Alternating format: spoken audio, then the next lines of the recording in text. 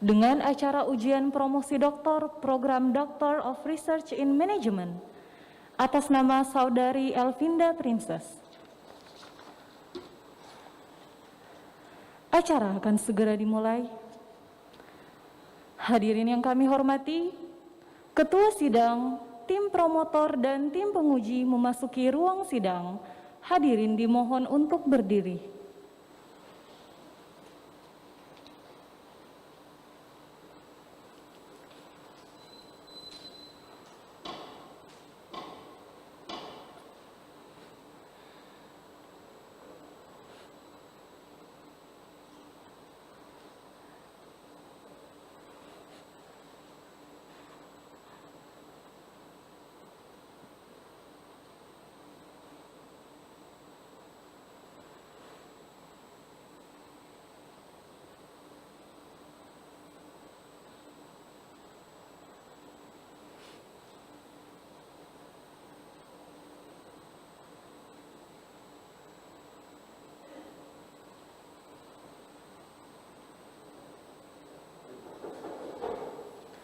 Hadirin dipersilakan duduk kembali.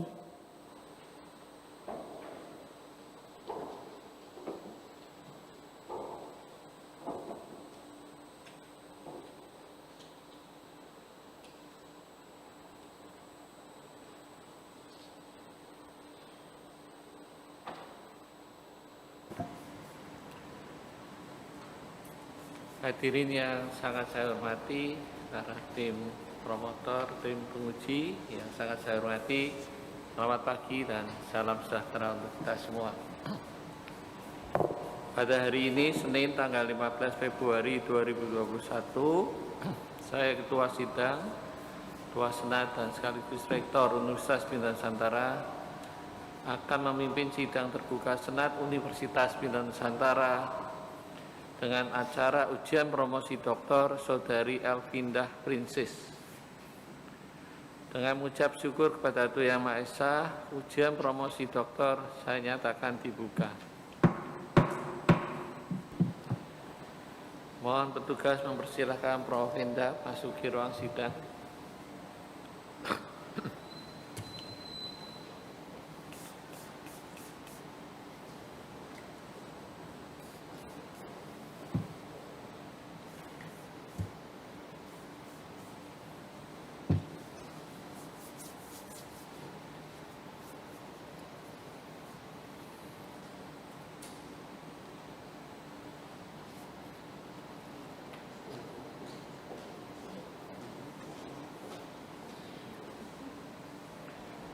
Ujian promosi doktor Saudari Elvinda Princess dengan judul disertasi Pemanfaatan Pertalian Sosial, Konformitas Konsumen, dan Pelengkap Strategis dimoderasi oleh penerimaan inovasi untuk meningkatkan intensi membeli fashion di industri 4.0.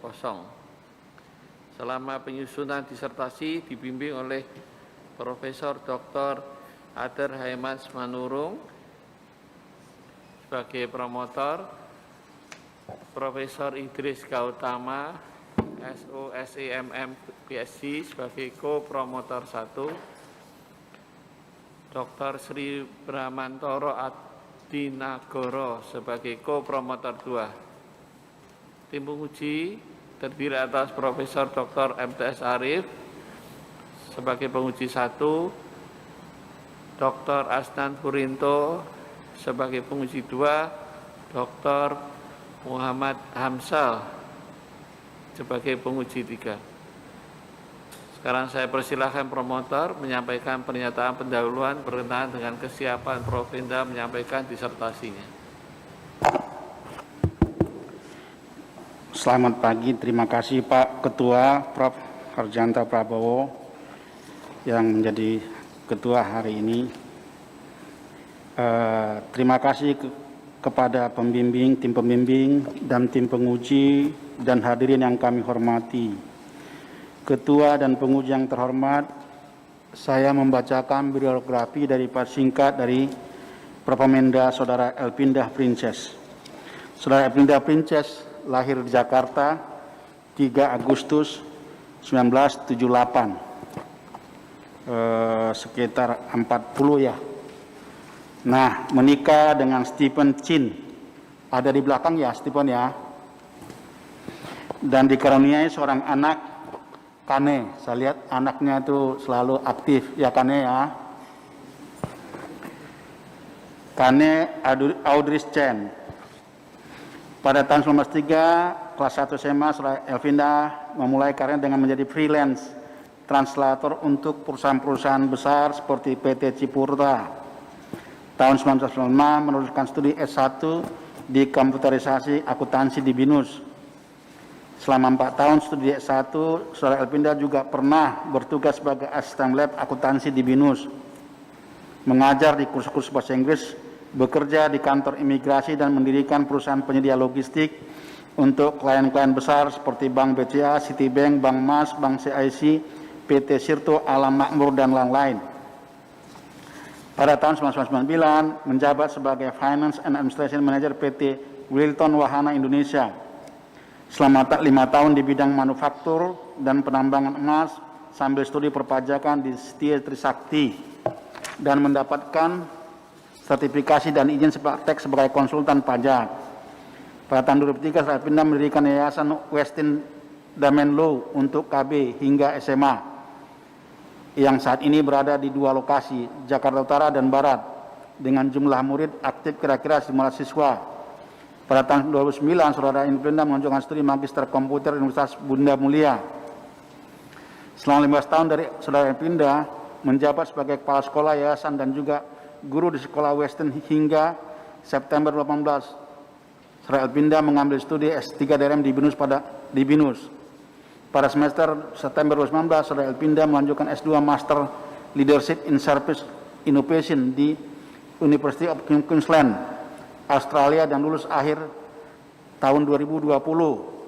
Saat ini selain menjabat sebagai CEO dari Western School, juga sebagai konsultan pajak, penggiat dunia hidroponik dan tanaman organik, visiting lecturer, volunteer dari Community Engagement Program, Queensland Law and Economic Business School di Australia, pendiri dan advisory board member dari School Interest Group, dan reviewer. Kecintaan Saudara Elvinda terhadap dunia pendidikan dan penelitian bisa dilihat dari rekam jejaknya dalam dunia pendidikan serta jumlah publikasi internasional sejak Mei 2019 sampai sekarang. 16 publikasi, 2 terindeks Scopus, 2 Taylor and Francis, 1 buah buku, dan 10 artikel lainnya dalam proses review. Selama 1,5 tahun ini, Saudara Elvinda telah mendapatkan 2 penghargaan Best Presenter, 2 Best Presenter, Session Chair Moderator, dan ditunjuk sebagai program komite. Saudara Elvinda sebentar lagi akan menyampaikan dan mempertahankan disertasi yang saudara kerjakan. Setelah cukup kami tim promotor membimbing saudari menyelesaikan disertasi sejak ujian proposal, semua hasil penelitian, ujian tutur, dan sekarang saatnya ujian promosi doktor. Kami berharap Saudara Elvinda Princess dapat mempresentasikan disertasi dengan baik kepada sidang terhormat, juga pada hadirin para tamu undangan. Presentasi sebagai salah satu pertanggungjawaban akademik Propendak dan kami sebagai tim promotor. Kami juga berharap saudari dapat mempertahankan disertasi dengan baik sebagai karya ilmiah yang dapat saudara perbanggakan dan bertanggung jawab baik secara keilmuan maupun guna laksana pada kehidupan di kemudian hari. Selanjutnya kami serahkan Promendak kepada sidang terbuka Senat Universitas Nusantara untuk diuji. Kami akan menerima segala keputusan dalam sidang yang terhormat ini, serta kelayakan Promenda mendapatkan gelar akademik tertinggi di Universitas Bina Nusantara. Sekian Pak Rektor, sekian pekat kesidang.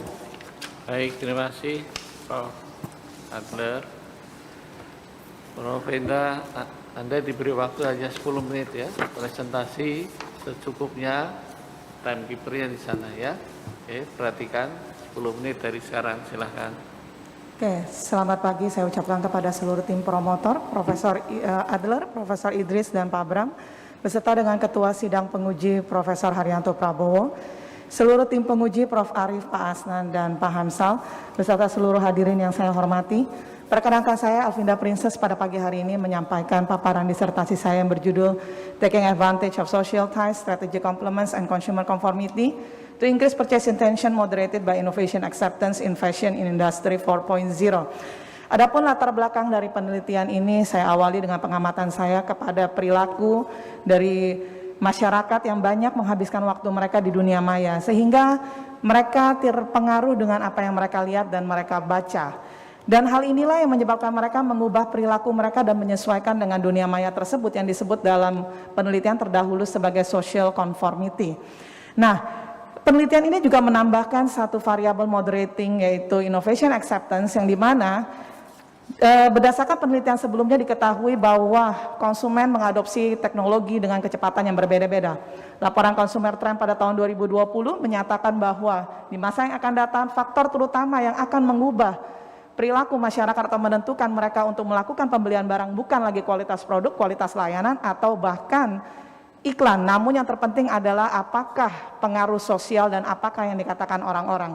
Hal inilah yang lalu merangkum permasalahan yang akan dibahas dalam penelitian ini menjadi bagaimanakah pengaruh dari social ties, strategy complements, social comparison, image related concern terhadap consumer conformity dan purchase intention, dan apakah innovation acceptance memoderasi hubungan tersebut.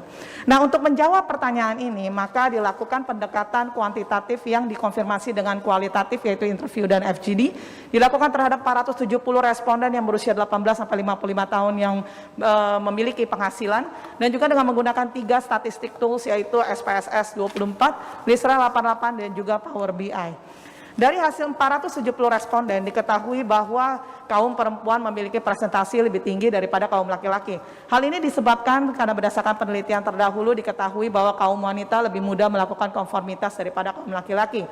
Domisili berasal dari seluruh Indonesia dan juga kelompok umur dibagi atas 4. Sebelum dilakukan uji hipotesis maka dilakukan uji validitas dari seluruh indikator tergabung dalam penelitian ini. Setelah indikator dinyatakan valid, maka dilakukan uji model fit test, dan sesudah model fit test dinyatakan valid, maka dilakukan uji hipotesis dengan hasil sebagai berikut. Dari 19 hipotesis yang diuji, terdapat 4 hipotesis yang ditolak karena bernilai negatif. Bisa kita lihat bahwa social ties, social comparison, strategy complements ternyata memberikan nilai negatif terhadap hubungan dalam hipotesis ini.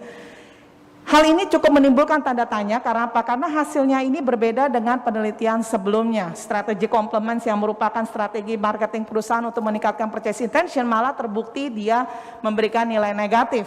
Strategi complements sendiri berupa website recommendation, advertising, social commerce, product scarcity, dan banyak-banyak hal yang dilakukan oleh perusahaan untuk meningkatkan strategi marketing untuk meningkatkan purchase intention yang malah terlihat negatif. Dan social ties dan juga social comparison yang pada penelitian sebelumnya dikatakan dapat mempengaruhi secara positif consumer conformity dan purchase intention malah terlihat hasilnya negatif. Untuk lebih memahami hasil ini maka lalu dilakukan path analysis untuk mengetahui apakah hubungan tersebut sebetulnya signifikan atau tidak signifikan. Bisa dilihat dari gambar berikut ini bahwa dari purchase intention ternyata ada 3 hubungan yang signifikan terhadap purchase intention, yaitu social ties, consumer conformity, dan image related concern. Yang berarti bahwa consumer conformity memiliki pengaruh terbesar sebesar 0,64. Dan lagi-lagi strategi complements yang merupakan strategi marketing perusahaan untuk meningkatkan purchase intention ternyata terbukti tidak signifikan baik ke consumer conformity dan kepada purchase intention. Strategi complements hanya dapat mempengaruhi image related concern yang juga social comparison yang bersama-sama dengan social ties dapat mempengaruhi image related concerns. Dan innovation acceptance yang merupakan moderating variable ternyata terbukti dia signifikan dan juga kuat karena dia mengakselerasi dengan cepat hubungan antara consumer conformity kepada purchase intention. Maka bisa dilihat dari hasil path analysis ini bahwa ternyata image related concern menjadi kunci dalam penelitian ini karena image related concern lah ini yang nanti akan memediasi seluruh hubungan variabel baik terhadap consumer conformity dan juga terhadap purchase intention. Hal ini tentu saja menjadikan tanda tanya kembali karena hasil ini cukup bertolak belakang dengan penelitian sebelumnya. Maka untuk dapat mengkonfirmasi hal ini maka dilakukan uji Power BI dengan hasil sebagai berikut. Hasil analisis Power BI menggunakan gender atau jenis kelamin menunjukkan bahwa kaum wanita benar tepat ternyata mereka lebih melakukan konformitas daripada kaum laki-laki. Dan juga berdasarkan age group, yaitu kelompok umur, diketahui baru umur 18 sampai 36 tepat. Mereka juga lebih banyak terpengaruh oleh iklan, mereka lebih mendengarkan perkataan orang lain. Sedangkan umur 36 ke atas hingga 55 mereka semakin lama semakin tidak begitu mempedulikan iklan maupun apa yang dikatakan orang. Hasil dari Power BI ini mengkonfirmasi hasil dari kuantitatif dan ternyata berarti hasil kuantitatif tidaklah salah. Maka lalu untuk lebih memahami mengapa hasil itu berbeda, maka dilakukan interview dan FGD dan diketahui ternyata dari interview dan FGD bahwa hasil dari penelitian ini berbeda dengan penelitian sebelumnya dikarenakan produk yang diteliti dalam penelitian ini adalah produk fashion. Produk fashion sendiri berdasarkan penelitian dari Caruso pada tahun 94 dan juga oleh Rose, dikatakan bahwa fashion adalah merupakan gambaran jati diri, gambaran identitas diri, sehingga apapun yang dilakukan, apapun yang dikatakan orang, apapun yang dikatakan iklan, dia akan tetap berpegang kepada gambaran dirinya sendiri. It must be self-selected. Jadi namun juga perlu digarisbawahi bahwa dari hasil interview dan FGD diketahui bahwa responden akan menjawab berbeda bila hasilnya atau bila produk yang diteliti bukanlah fashion, bahwa produk yang diteliti adalah produk telekomunikasi atau mungkin yang lainnya. Nah, hal inilah yang lalu menjadikan suatu insight yang menarik untuk melakukan generalisasi teori pada purchase intention, bahwa ternyata inti dari produk fashion untuk menjadi purchase intention justru dipegang oleh social comparison dan strategy complements. Dan image related concern akan terpengaruh oleh strategy complements dan social comparison. Dan variable innovation acceptance dengan kuat mengakselerasi dan secara signifikan mengakselerasi hubungan antara consumer conformity terhadap purchase intention. Juga kita bisa lihat pada diagram berikut bahwa self image, yaitu gambaran diri, image related concern, dia akan tetap menjadikan purchase intention baik dia berkonformitas maupun dia tidak berkonformitas. Maka hal ini perlu mendapat perhatian, dan sebagai business implication bahwa jelas para pelaku bisnis dalam dunia fashion perlu benar-benar menitik beratkan kepada consumer conformity dan image related concern bila mereka ingin meningkatkan purchase intention. Dan karena ternyata diketahui berdasarkan penelitian ini, strategi marketing yang saat ini dilakukan oleh perusahaan-perusahaan yaitu one size fits for all itu sangat tidak relevan lagi dan ternyata tidak efektif untuk meningkatkan purchase intention. Dan hal inilah yang perlu menjadi pertimbangan, bahwa karena image yang dituju sebagai kunci dari penelitian ini juga untuk menuju consumer conformity, maka perlu dilakukan personalisasi strategi dalam marketing pendekatan untuk melakukan purchase intention. Bisa kita lihat dari persamaan struktural berikut ini. Nilai R-square dari purchase intention sebesar 0,81 yang berarti 81%. Seluruh variabel atau faktor yang tergabung dalam penelitian ini telah mewakili variabel purchase intention sebesar 81%. Nilai 81% ini sangat besar, valid dan dapat dipertanggungjawabkan, sehingga 19% yang merupakan error adalah merupakan variabel-variabel lain yang tidak tergabung di dalam penelitian ini.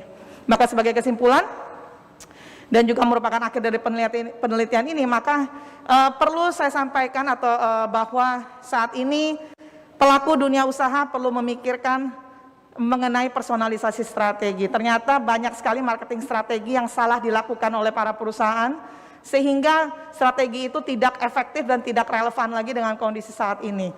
Dengan cara kita menitik beratkan kepada image related concern dan juga consumer conformity, itu berarti memerlukan data-data yang hanya dapat diperoleh melalui big data yang terjadi di dalam industri 4.0. Big data ini sendiri akan memberikan insight-insight menarik sehingga dapat memberikan suatu gambaran bagaimanakah pendekatan strategi marketing yang tepat untuk dapat mengenai atau menyentuh setiap hati dari para konsumen. Paparan disertasi ini saya tutup dengan satu kalimat yang saya dapatkan dari FGD, yaitu bahwa women care, that's why fashion exists, yang berarti dikarenakan kepedulian wanita lah, maka fashion dapat terus berkembang dan terus maju. Demikian presentasi yang dapat saya sampaikan pada hari ini. Mohon maaf untuk lebih kurangnya. Terima kasih. Baik, terima kasih. Sekarang kita lanjutkan untuk pertanyaan dan sanggahan yang akan dimulai dari tim promotor, kemudian nanti tim penguji. Ya, silakan bersiap. Akan dimulai dari promotor, Prof. Adler, silakan. Terima kasih Pak Ketua Sidang. Saudara Elvinda, kita bersama sekitar 1,5 tahun ya kan ya, 1,5 tahun. Kita sudah banyak diskusi di dalam bentuk disertasi Anda. Saya ingin tahu tuh, kalau orang bilang sih, apa sih yang kau kerjain dalam disertasimu? Iya kan? Apa sih? Kalau orang ilmiah bilang, what's your questions? Research question. Itu satu. Dari situ, dari research questions, akan muncul sebuah novelty yang kau kerjain. Novelty apa yang kau sumbangkan di dalam penelitianmu. Nah, dari novelty tadi, dari research question kau bikin penelitian. Sehingga menemukan kesimpulan macam-macam yang punya implikasi ke teori maupun ke prakteknya. Jadi pertanyaan ketiganya, apa implikasi yang kau dapatkan, baik teori maupun manajemen? Coba 3 pertanyaan itu kau jelaskan kepada kita. Terima kasih. Siap Prof. Adler, terima kasih untuk pertanyaannya. Saya akan mencoba menjawab. Untuk pertanyaan pertama, sebetulnya apakah inti dari penelitian ini? Jadi penelitian ini sangat penting dikarenakan kita perlu mengetahui bahwa sekarang dikarenakan digitalisasi terutama di industri 4.0, perilaku masyarakat ataupun konsumen semakin berubah dan semakin volatile atau kita sebut dengan kondisi VUCA. Apabila bisnis leader tidak dengan tepat menganalisis tren yang berlaku dikarenakan perubahan dari peta marketing dalam sosial media, maka hal itu akan menjadikan kegagalan dalam mengenali pasar dan juga mengalami kebangkrutan bahkan stoknya menumpuk. Nah, hal inilah yang menjadi satu sumber penting mengapa penelitian ini perlu dilakukan. Dan juga kita bisa lihat dari hasil consumer trend juga dikatakan banyak sekali perubahan yang akan terjadi di masa yang akan datang. Maka penelitian ini dengan jelas mencoba melihat atau menyimak apakah benar-benar pengaruh sosial terhadap purchase intention, yang tentu saja purchase intention merupakan tujuan dari setiap perusahaan, karena tanpa purchase intention maka tidak akan ada purchase rate, yang dalam arti perusahaan tidak akan mendapatkan profit apabila tidak ada purchase intention. Nah, pengaruh sosial ini seringkali sudah sering dibahas di dalam penelitian, namun mereka overlapping karena tidak memiliki tujuan yang jelas, tidak ada konsep yang jelas, dan dimasukkan secara tumpang tindih sehingga tidak ada suatu kejelasan, dan pada saat hasil penelitian pun menjadi bias. Dalam penelitian ini saya mencoba merangkum semuanya itu menjadi satu dan juga memasukkan faktor-faktor yang biasanya belum terangkum, dan hal itu bisa membuat perusahaan lebih jelas mengetahui arah dari strategi marketing yang akan mereka lakukan. Dan hasil inilah yang menjadikan suatu insight yang bahwa perusahaan saat ini bukan lagi tidak bisa lagi berpegang kepada strategi marketing yang lama. Strategi marketing yang dimana mereka memikirkan kualitas produk, mereka memikirkan kualitas layanan atau advertising yang menarik. Ternyata hal itu sudah tidak relevan lagi bagi konsumen. Konsumen tidak melihat itu. Konsumen ingin melihat, khususnya konsumen di dunia fashion, ingin melihat bahwa apa yang ditawarkan itu cocok dengan jati diri mereka. Dan tentu saja hal itu memerlukan suatu pengenalan karakteristik dari konsumen oleh pihak perusahaan, yang hal ini dimungkinkan dengan terjadinya atau industri 4.0. Dan mengenai novelty, untuk novelty dari penelitian ini saya rasa minimal ada 3 karena cukup sebetulnya saya sendiri saat meneliti ini cukup terkesima begitu, karena menurut saya seperti purchase intention. Karena pada saat consumer trend juga dikatakan bahwa nanti yang akan berpengaruh adalah perkataan orang, tapi ternyata hasil dari novelty ini menunjukkan bukan saja dia perilaku sosial yang akan mempengaruhi dari purchase intention, namun juga image related concern. Bagaimanakah gambaran diri konsumen itu ternyata dapat mempengaruhi keinginan konsumen untuk melakukan pembelian barang. Nah, hal inilah menurut saya yang saat ini sebetulnya sudah disadari oleh perusahaan-perusahaan maju, yang karena mereka sudah mulai menggerak kepada consumer centric.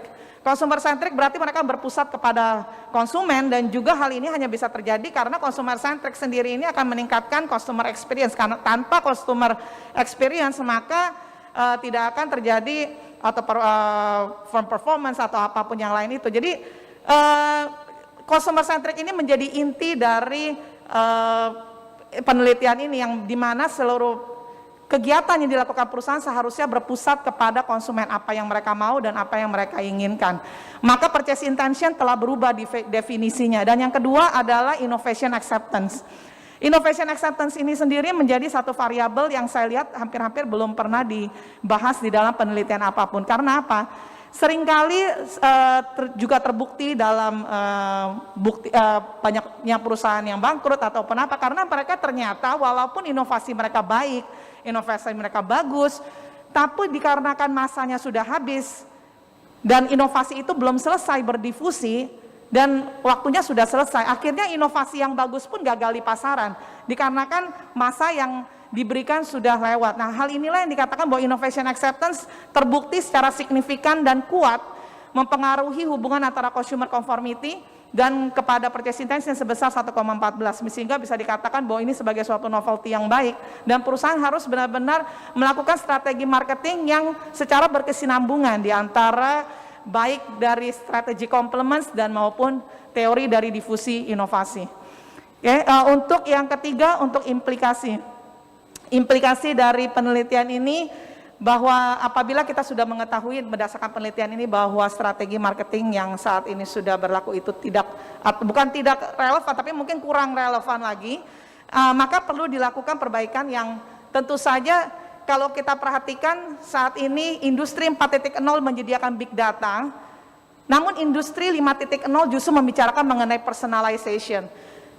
Menurut saya atau menurut hasil penelitian ini dilihat jelas bahwa penelitian ini memberikan suatu fondasi yang kuat akan terjadinya industri 5.0, bahwa personalization itu sangat penting di dalam pengenalan karakteristik konsumen untuk meningkatkan purchase intention. Apabila perusahaan gagal mengenali apa karakteristik dari konsumen, maka akan terjadi suatu kegagalan dalam melakukan atau meningkatkan purchase intention. Nah, hal inilah yang menjadi implikasi bagi dunia usaha, dan selain itu untuk implikasi teori seperti saya tadi katakan bahwa untuk variabel dari purchase intention telah mengalami perubahan yang cukup signifikan, dan ternyata advertising justru memberikan nilai negatif dan tidak signifikan, namun ternyata consumer conformity dan purchase dan image related concern yang sudah sangat berpengaruh. Demikian Prof. Adler. Pak Rektor, terima kasih. Baik, kita lanjutkan untuk berikutnya. Saya persilakan Prof. Idris, silakan. Terima kasih Pak Ketua, Prof. Har. Baik, Saudara Elvinda Princess ya. Selamat ya, Anda sudah sampai ke tahap ini nih. Terima kasih, Prof. Ini perjuangannya menurut saya nggak mudah nih, ya kan? Ya. Tapi ada 3 hal sih yang ingin tanyakan juga gitu ya. Yang pertama gini, tadi kan Anda katakan social ties itu tidak menjadi hal yang menaikkan image related, ya kan? Jadi image related concern gitu ya. Kan agak aneh ya. Gitu loh. Nah, ini penjelasannya bagaimana nih? Tadi kan belum sempat dijelaskan nih gitu ya. Ini saya rasa para hadirin juga perlu tahu nih ini kenapa nih ya. Padahal ini sebenarnya kan pengaruhnya cukup, kalau secara logika kan harusnya berpengaruh gitu, ya cukup besar gitu ya. Yang kedua adalah gini, mengapa social comparison tidak mempengaruhi purchase intention gitu? Padahal kita lihat sekarang netizen itu di mana-mana kan ya sangat berdikdaya gitu ya. Nah, sehingga kemungkinan orang mempengaruhi untuk melakukan, kenapa kok tidak mempengaruhi decision untuk membeli gitu kan gitu ya. Dan yang ketiga adalah gini, kita tahu saat ini kan pemerintah sedang giat-giatnya ya melihat kondisi ekonomi yang sedang ini, ada para usaha terutama UKM gitu ya. Saya tidak bicara mikro gitu, tapi kecil menengah gitu ya terutama gitu ya. Itu kan terdampak luas gitu loh. Nah, hasil penelitian Anda ini kontribusinya untuk untuk supaya pemerintah ini bisa melakukan sesuatu, menurut Anda kira-kira apa yang pemerintah harus lakukan gitu loh. Nah, ini yang saya belum lihat di dalam ada saran untuk pemegang policy gitu ya untuk memberikan suatu insentif apalah gitu ya, pelatihan apa dan sebagainya atau concernnya apa gitu. Ya, sehingga hasil penelitian ini menjadi lebih impactful gitu. Ya, 3 itu saja. Terima Oke. kasih. Terima kasih Prof. Idris. Saya coba menjawabnya dari pertanyaan pertama. Social ties sendiri berdasarkan teori social ties mengatakan bahwa pertalian sosial itu diindikasikan dengan kedekatan secara fisik dan intimasi dari hubungan keakraban mereka. Berdasarkan penelitian ini bisa dilihat justru dikarenakan digitalisasi, maka walaupun seperti misalkan keluarga atau kerabat yang dekat, biarpun secara fisik atau secara frekuensi mereka sering bertemu dan mereka dekat, tapi ternyata fokus dari konsumen itu sendiri tidak lagi terfokus kepada hubungan sosial mereka. Mereka lebih justru terpaku kepada gadget dan dunia maya, sehingga social ties theory yang dahulunya mengatakan bahwa kekuatan dari mayoritas maupun kekuatan dari kedekatan, ternyata hal itu tidaklah berpengaruh saat kita sudah bicara tentang dunia digital. Jadi apabila kita di rumah, mungkin mereka bersama keluarga, bukan berarti mereka bersama keluarga lalu pikiran mereka ataupun conversation atau percakapannya berpusat kepada keluarga, namun ternyata berpusat kepada gadget yang mereka pegang. Oke, mungkin itu untuk pertanyaan pertama. Dan yang kedua, social comparison dalam penelitian ini dapat dilihat bahwa social comparison sebetulnya memberikan pengaruh, namun dia memberikan pengaruh hanya kepada image. Berarti social ties, kekerabatan kita itu memberikan pengaruh sehingga kita membandingkan diri kita dengan kerabat yang kita kenal.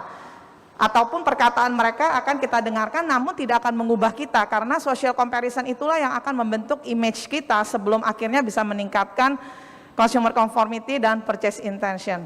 Berdasarkan hasil dari 3W ANOVA juga diketahui bahwa social comparison mereka hanya dapat membuat suatu perbandingan namun tidak menjadikan suatu yang signifikan dalam pemilihan mereka saat memilih baju ataupun melakukan pembelian, dikarenakan seperti hasil penelitian sebelumnya bahwa baju atau fashion yang kita pakai itu melambangkan identitas diri kita dan gambaran diri kita.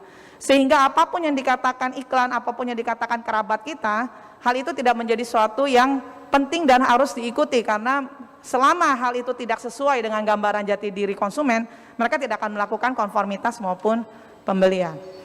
Untuk pertanyaan yang ketiga, apakah manfaatnya? Untuk manfaat dari penelitian ini, pertama seperti kita ketahui saat ini perusahaan sedang mengalami banyak kesulitan dikarenakan COVID. Maka apabila strategi marketing mereka masih salah atau tidak tepat, maka hal itu sangat memboroskan biaya dan membebani budget. Nah, apabila taktik mereka cukup efektif dan signifikan karena sudah berpusat kepada image yang dituju, maka hal itu tidak lagi menjadi suatu hal yang penting ataupun yang tersia-sia. Mungkin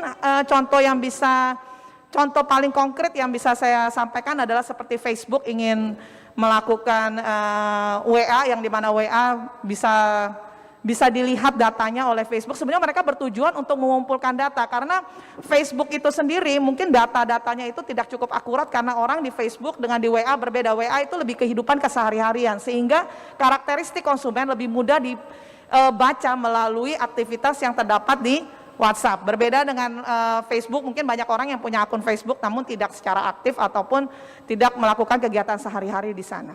Jadi selain manfaat bagi perusahaan, juga manfaat bagi masyarakat adalah masyarakat juga perlu tahu bahwa perilaku sosial ini ternyata sudah mengubah mereka. Mereka perlu tahu bahwa mereka, apapun yang mereka lakukan, mereka juga akan dinilai oleh masyarakat. Mereka juga harus tahu bahwa perusahaan akan menggunakan mereka ataupun mereka perlu bertindak sesuai dengan norma, namun untuk pemilihan dalam berperilaku tetap adalah menjadi jati diri mereka atau menjadi pilihan dari preferensi masing-masing. Mungkin sekian Pak Prof. Idris. Ya baik, mungkin itu dulu. Terima kasih Prof. Har. Baik, terima kasih. Sekarang saya persilahkan dari Bapak Dr. Bram. Baik, terima kasih Pak Ketua, Prof. Har. Bu Elvinda, selamat sampai seperti ini ya. Terima kasih Pak Bram. Saya, ini disertasi cukup tebal, jadi saya nggak akan baca. Pertanyaan saya adalah, karena kita audiensnya juga terlalu ilmiah ya menurut saya. Bu, saya pengen dengan bahasa sehari-hari ya, keseharian. Conformity itu apa sebenarnya? Ya. Kenapa bisa memicu kita untuk jadi intensi membeli, pengen membeli? Itu dulu satu ya. Saya ada 3 pertanyaan. Jawab dulu satu. Oke, terima kasih Pak Bram. Oke, konformitas itu sendiri adalah suatu tindakan atau perilaku yang membuat seseorang saat kita melihat sesuatu yang tidak kita setujui, namun kita mendapat pengaruh sosial dari sekeliling, kita lalu berubah perilaku kita mengikuti hal yang dianggap sebagai norma standar. Salah satu contoh yang paling mudah adalah apabila mungkin ibu-ibu ikut arisan, mereka pergi ikut arisan dan teman-temannya semuanya pakai tas Chanel atau tas Prada yang bagus-bagus, terus dia merasa dia ingin tergabung di dalam kelompok tersebut, namun dia harus menyesuaikan diri dengan kelompok tersebut, maka dia pulang mungkin ribut minta sama suaminya, saya pengen tas yang sama. Dan hal inilah yang disebut dengan konformitas, karena dia mencoba mengikuti apa yang menjadi norma standar. Jadi hal inilah yang disebut dengan faktor-faktor konformitas yang baik. Dia melakukan norm conformity karena norma, dia takut dikeluarkan dari grup, dia takut tidak diterima oleh grup, atau mungkin juga informational conformity. Maksudnya apabila dia mendapatkan satu ide, misalkan kamu harus mengikuti peraturan, anak-anak pergi ke sekolah dia harus mengikuti peraturan, lalu ditanya mengapa saya harus mengikuti peraturan? Oh, karena peraturan ini ditujukan untuk mengubah kamu menjadi lebih baik supaya kamu. Nah, hal itu menjadikan informational conformity, bahwa dia melakukan conformity atau persetujuan karena dia merasa bahwa oh memang hal ini sudah tepat dan dari informasi yang dia terima, hal ini akan menjadi suatu norma yang diterima. Berbeda dengan compliance, dia melakukan patuh terhadap norma, dan yang acceptance dia menerima norma. Mungkin begitu Pak Bram. Baik, terima kasih Bu Elvina. Yang kedua, pernyataan Ibu tadi bahwa marketing strateginya salah atau itu cukup berat ya Bu ya, karena bisa jadi orang-orang marketing ngamuk nanti Bu ya. Ini kan riset pasti ada fokusnya ya. Dan pada fashion, saya sih tidak bilang fashion, tapi Ibu harus bisa mengeneralisasi ya. Kira-kira karakteristik yang harus dicari karakteristik. Kira-kira riset Ibu ini kan cocoknya dengan karakteristik produk yang seperti apa kan gitu. Kira-kira apa Bu? Oke, siap Pak Bram. Ya. Oke, untuk pertanyaan ini karena fokus dari fashion products yang dibahas dalam penelitian ini adalah produk fashion sebagai pakaian sehari-hari. Bahwa konsumen melakukan aktivitas sehari-hari selayaknya masyarakat biasa, bukan artis ataupun bukan selebritis terkenal, sehingga apa yang mereka pakai menjadi sesuatu hal yang lumrah dan biasa, dan mereka tidak ingin tampil menonjol. Nah, memang dikatakan mungkin cukup berat bahwa strategi marketing itu kurang tepat, tapi berdasarkan hasil dari penelitian ini dikatakan bahwa sebetulnya saat ini masyarakat karena mereka boleh memilih apa yang mereka nonton, berbeda dengan zaman dulu saat channel TV cuma beberapa dan mereka mungkin mendengarkan radio hanya ada 2 channel. Dan juga dalam teori difusi inovasi dikatakan bahwa saat ini untuk penerimaan difusi inovasi ternyata channel sudah tidak lagi memberikan sumbangsi yang signifikan, karena konsumen dengan leluasa atau independen dapat memilih mereka mau menonton apa, mereka ingin memilih apa, sehingga bisa dikatakan hasil penelitian ini jelas menunjukkan bahwa strategi marketing memang saat ini tidak relevan lagi, karena tidak adanya suatu personalisasi strategi dan melakukan suatu strategi yang one size fits for all. Misalkan mereka menunjukkan baju ini sangat bagus, kualitas produknya bla bla bla, akhirnya dari konsumen belum tentu mereka tertarik dan akhirnya tersia-sia. Begitu Pak Bram. Baik, Bu Elvina, terima kasih jawabannya. Yang terakhir, saya karena seolah-olah ada perbedaan ya antara personalization dengan conformity. Karena personality adalah pribadi, conformity adalah dari kelompok. Pertanyaan saya adalah, apakah bagaimana menjelaskan itu ya? Kalau kan pribadi punya self concept sendiri, bisa jadi loh, berarti apa yang bisa confirm dan apa yang enggak kan gitu. Dan belum tentu purchase intention itu terjadi kalau self saya misalnya lebih besar, saya nggak peduli dengan konfirmasi. Kira-kira pendapat Ibu bagaimana? Oke, terima kasih Pak Bram.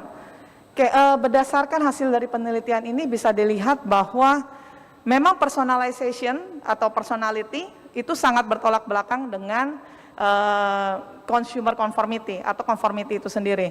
Karena conformity dia berarti mengikuti apa yang dijadikan norma umum, dan personal itu berarti dia mengikuti gambaran diri. Namun ada satu teori juga, bagian dari conformity teori yang mengatakan bahwa apabila dia sudah menerima informasi yang cukup, maka hal itu akan menjadikan norma standar bagi image diri dia sendiri. Nah, maka apabila informational conformity yang bisa diraih oleh image, maka image tersebut dia akan menerima apapun atau pengaruh yang didapatkan dia akan terima, namun dia akan menjadikan dia sebagai norma dirinya sendiri, atau dalam teori TPB disebut sebagai subjective norm. Nah, hal inilah yang menurut saya sebetulnya bisa saling melengkapi dan saling bersatu padu untuk meningkatkan purchase intention. Maka mungkin kalau bisa dilihat dari hasil path analysis dan juga hasil dari hipotesis, terlihat jelas bahwa baik image related concern ini dia melakukan consumer conformity ataupun dia tidak melakukan consumer conformity, dia akan tetap melakukan purchase intention apabila dengan satu syarat bahwa image yang dituju pada produk fashion itu sudah sesuai dengan jati diri mereka. Begitu Pak Bram. Baik, terima kasih Bu Elvinda jawabannya. Demikian Prof, terima kasih. Terima kasih Pak Baik, Bram. terima kasih dari tim promotor sudah. Sekarang kita ke tim penguji ya, untuk pertanyaan dan sanggahan. Akan dimulai dari penguji pertama. Saya persilahkan Prof. Arif. Terima kasih Pak Ketua Sidang, Pak Rektor, Bu Prinses. Penelitian ini menarik ya, secara umum mudah-mudahan banyak manfaat. Namun ada beberapa pertanyaan. Pertanyaan pertama adalah Anda menyatakan bahwa iklan menjadi tidak penting, marketing strategi menjadi salah. Bagaimana Anda bisa menyampaikan seperti itu, sementara Anda sama sekali nggak masukkan dalam variabel itu? Ya, seandainya kalau variabelnya itu dimasukkan, berarti Anda kan bisa mengklaim bahwa dibanding yang lain, bahkan mungkin marketing strategi atau promotional mix atau apa itu misalnya dibanding dengan yang lainnya itu tidak ada pengaruh ya, tapi Anda ujuk-ujuk nggak memasukkan marketing, tidak membahas marketing mix di variabel, tapi ujuk-ujuk dengan lantang gitu ya marketing strategi ini salah, promosi iklan tidak menjadi penting. Bagaimana ini mempertanggungjawabkan secara akademis dan ke managerial implication bagi dunia nyata yang sekarang ini? Itu pertanyaan satu, mungkin dua nanti. Silakan itu dulu jawab. Oke, terima kasih Prof. Arif. Mungkin saya coba menjelaskan bahwa pada variabel strategic complements, saya memasukkan strategi perusahaan seperti website recommendation, media recommendation, commercial break dan commercial strategy, juga product scarcity yang merupakan bagian dari strategi marketing perusahaan sebetulnya. Dan memang saya tidak bisa memasukkan variabel seluruh strategi marketing secara penuh, namun kalau misalkan bisa dilihat dari hasil penelitian di mana dari variabel strategic complements yang saat ini sebetulnya sudah merupakan mewakili sebagian besar dari strategi marketing perusahaan dan dia memberikan hasil yang tidak signifikan baik consumer conformity terhadap purchase intention, maka tapi menurut saya berdasarkan dari hasil penelitian ini jelas bahwa strategic complements tidak memberikan hasil signifikan terhadap consumer conformity dan purchase intention. Maka hal itulah yang menyebabkan saya berani untuk berkata bahwa benar strategi marketing saat ini tidak lagi relevan terhadap keinginan konsumen untuk melakukan pembelian barang. Demikian Prof. Arief. Jadi nanti perlu ditambahkan ya untuk pengesahan bahwa Anda kuat tadi di disertasi ini, apa yang menyampaikan itu jangan ujuk-ujuk gitu aja nanti ya Bu ya. Ya, siap, Sehingga Prof. itu layak dinyatakan yang tadi disampaikan, karena nanti kan dikira get from the eye. Siap, Itu Prof. satu. Yang kedua, ya karena ujian ya, jadi saya yang kedua adalah tadi bahwa social ties dan kemudian consumer conformity lebih penting dan lain sebagainya. Nah, saya ingin menyampaikan bahwa bukankah ini ada image related concern ya Bu. Nah, kalau waktu Anda mau awal sekali menentukan itu, sebenarnya yang dipikirin Anda itu yang menjadi mediating itu yang mana Bu, dan itu terbukti atau tidak. Ya, karena ini kemudian itu sebenarnya yang lebih penting nanti di insight-nya, karena ini kemudian pembahasannya Anda masuk ke yang tidak itu gitu loh. Padahal kan andalan Anda sebenarnya kan mau kan ini terjadi karena andalan Anda yang mana sebelum penelitian. Oke, terima kasih Prof. Arief. Pada awal penelitian ini sebetulnya penelitian saya pusatkan kepada consumer conformity. Saya memiliki satu hipotesis yang jelas bahwa tanpa consumer conformity maka purchase intention tidak akan dapat terjadi dengan baik. Dan ternyata dari hasil penelitian ini terbukti bahwa consumer conformity merupakan mediating dari banyak faktor. Namun ternyata mediating faktor dari consumer conform ini memerlukan image related concern, dan dari hasil interview dan FGD dan juga Power BI diketahui bahwa dikarenakan produk fashion maka image related concern ini menjadi penting dan menjadi pelengkap dari consumer conformity itu sendiri. Dan mungkin hasilnya akan berbeda apabila produk yang diteliti bukanlah fashion, tapi seperti yang saya katakan sebelumnya, topik atau pusat utama dari penelitian ini adalah consumer conformity, dan itu terbukti dengan reliable dan valid dalam penelitian ini bahwa benar consumer conformity menjadi suatu bagian yang sangat penting dan memiliki hubungan terkuat sebesar 0,64 untuk mencapai purchase intention. Demikian Prof. Arief. Masih ada waktu, nggak ada. Waktunya sudah habis. Oke, cukup saya kira ya, nanti masukan saya aja nanti untuk, karena ini SG ya. Ya. Tadi yang tadi dimasukkan untuk Makasih, Prof. application framework kelihatannya belum masuk. Makasih Terima Pak kasih Ketua. Prof.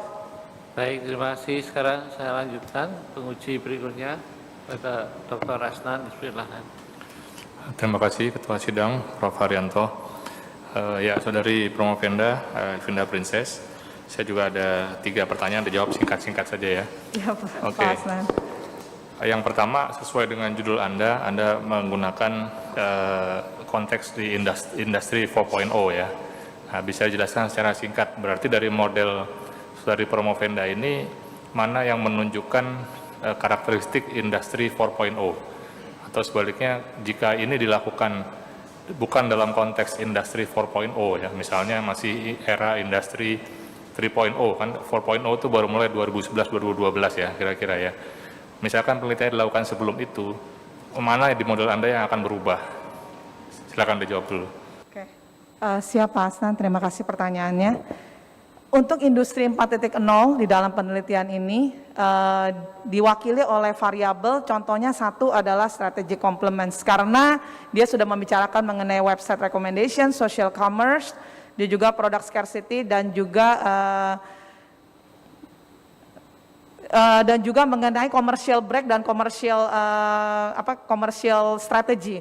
Nah, hal ini sangat dimungkinkan apabila industri 4.0 sudah terjadi karena kita mengacu kepada digitalization, di mana konsumen lebih nyaman atau lebih banyak menghabiskan waktu mereka di dunia maya dan melakukan purchase pun sudah lebih kepada online marketplace. Nah, industri 4.0 apabila kita lihat memang baru berlaku di tahun 2011 ke atas, dan namun perkembangannya cukup masif dan cepat, terutama di masa COVID saat ini. Semua orang sebetulnya dipaksa untuk melakukan konformitas. Kita sebetulnya dipaksa untuk mengikuti apa yang berlaku sebagai norma standar. Nah, apabila penelitian ini dilakukan di sebelum industri 4.0 atau seperti industri 3.0, mungkin yang akan berubah adalah isi dari strategi complements itu sendiri, karena strategi complements ini yang merupakan variabel yang berubah berdasarkan industri yang sedang berlaku. Dan pada saat pertama kali consumer conformity dimasukkan, sebetulnya strategi complements belum ada, karena baik social ties, social comparison, dan image related concern itu berhubungan erat dengan variabel dari consumer conformity, sedangkan strategi complements itu adalah untuk mengetahui apakah strategi marketing sudah tepat atau tidak, dan hal inilah yang menjadikan satu poin penting atau tolak ukur industri 3.0 atau industri 4.0 atau bahkan nanti industri 5.0 yang akan mempengaruhi hasil dari penelitian ini bila dilakukan lebih lanjut. Demikian Pak Asnan. Baik. Jadi social ini ya, strategic complement ya. Iya, betul Pak Asnan. Baik, yang kedua, saudari melakukan banyak sekali analisis ya yang bagus ya, melakukan sintesis dan juga cross tab. Nah, cuma ujungnya kalau harus disimpulkan, karena di sini ada banyak sekali pembagian berdasarkan umur, berdasarkan gender, berdasarkan occupation, macam-macam.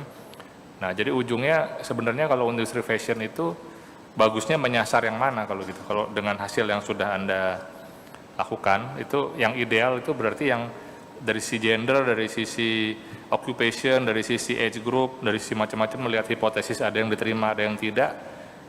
Kalau harus mengerucut itu berarti kemana nih? Segmen yang seperti apa yang ideal? Silakan. Oke, terima kasih Pak Asnan. Berdasarkan, jadi banyaknya analisis yang dilakukan baik 3-way ANOVA, 2-way ANOVA maupun cross-tab, itu sebetulnya untuk menindaklanjuti kenapa beberapa hubungan dinilai tidak signifikan ataupun tidak memberikan nilai positif. Dan dilihat dari banyak hasil, baik untuk mengetahui apakah dia multikolonialitas ataupun dia signifikan atau tidak, bisa diketahui bahwa ternyata saat ini strategi marketing cocoknya atau lebih tepatnya disesuaikan dengan konsumen segmen yang umur 18 sampai 36, karena umur 18 sampai 36 mereka masih terpengaruh oleh iklan, mereka masih menghabiskan waktu mereka di dunia maya, bertanya kepada orang lain mengenai apa yang perlu mereka pakai, apa yang cocok mereka pakai, sehingga segmen umur inilah dan kaum perempuan yang merupakan segmen terbaik untuk menjadi strategi dari marketing personalization. Namun hal itu tidak menutup suatu kemungkinan bahwa umur di atas itu juga menjadi suatu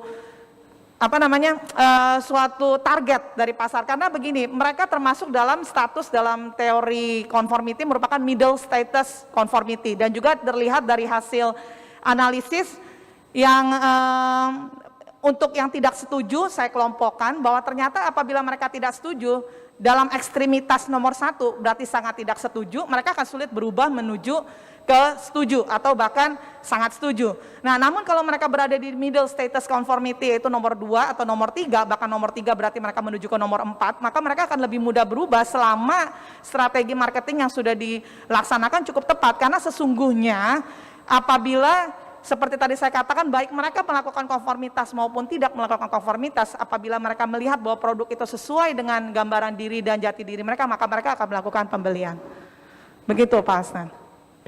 Oke, baik, Anda save by the bell ya, karena waktu habis saya satu lagi nggak jadi ya, nanti aja setelah sidang.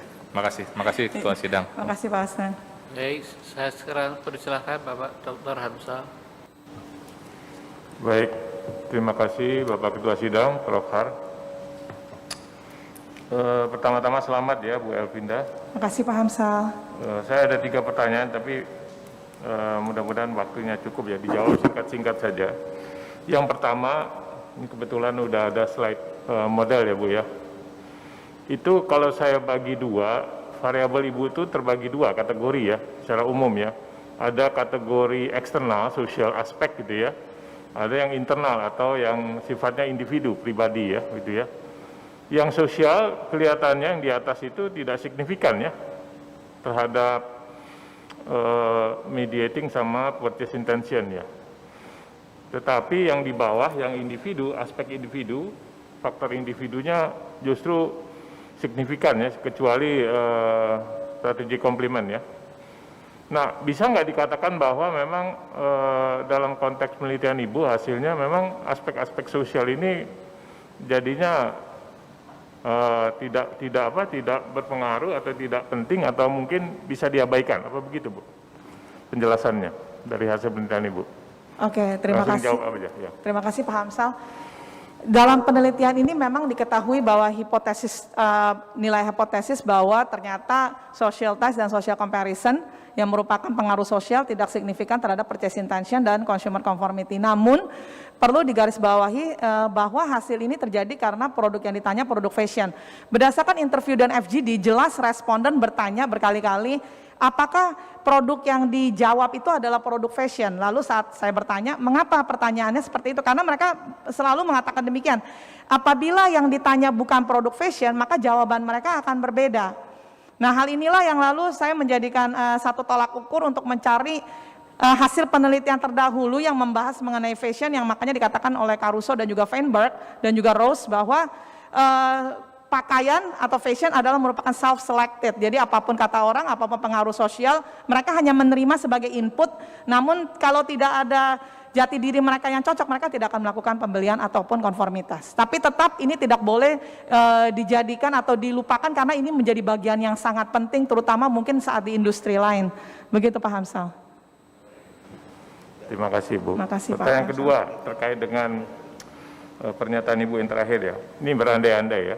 Ya. Kaitannya dengan hasil penelitian Ibu ya. Kalau misalnya model yang sama, Ibu teliti di luar fashion, misalnya kosmetik, hasilnya bagaimana kira-kira Bu? Oke, terima kasih Pak Kosmetika, ya? Hamsal.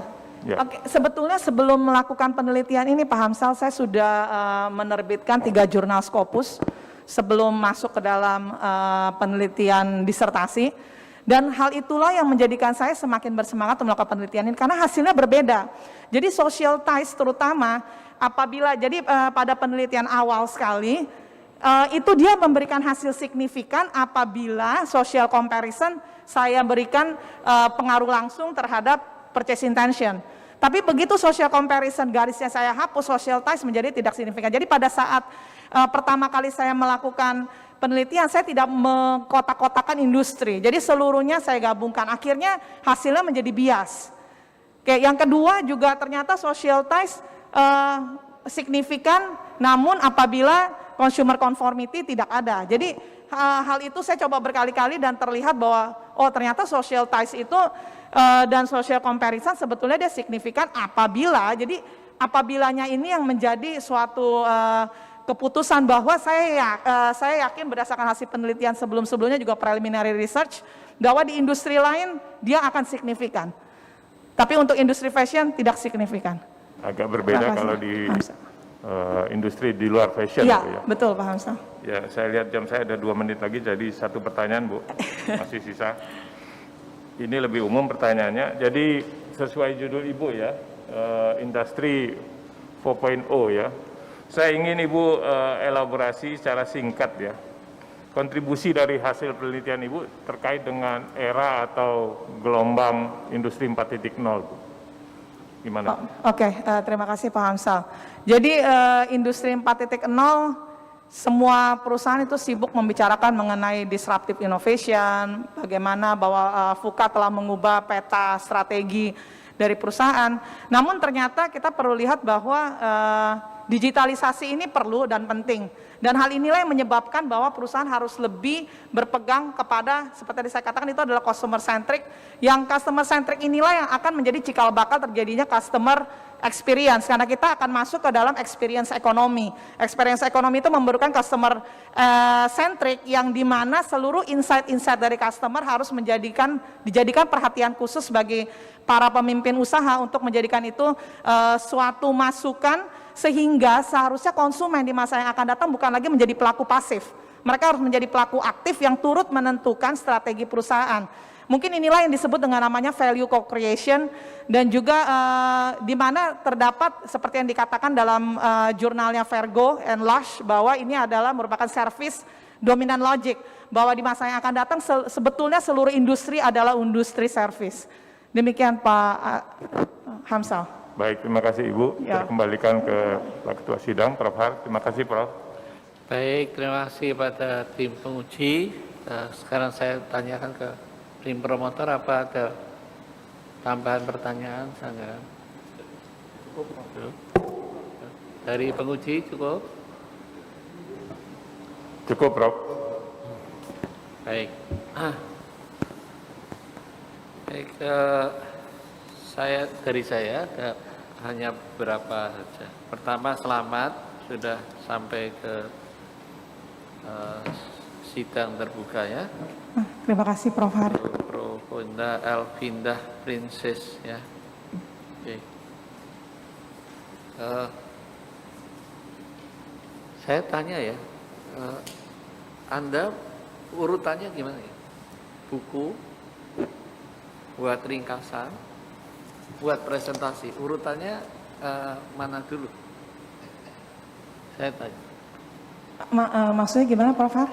Buku sama ini ya ringkasan, ini presentasi, ini siapa ngambil apa, mana tuh? Ini pertanyaan santai aja, jangan. Siap Prof. Jadi Nyusun ringkasan dari buku, nyusun presentasi dari disertasi. Dari buku, gitu ya? Iya. Bukan dari ringkasan kan? Bukan. Oke, saya kira itu langkah yang baik ya. Coba lihat presentasi Anda yang sebelum Power BI. Boleh dibuka lagi presentasi yang ini, yang PET Analysis Direct Relationship. Menarik untuk dilihat ya. Banyak kecenderungan ya, pokoknya semua variabel itu diuji gitu ya. Setelah itu kita bingung sendiri ya. Pokoknya semua ini kan gambar ini. Iya, betul Prof. Har. Gambar ini kalau di buku ini halaman berapa ya?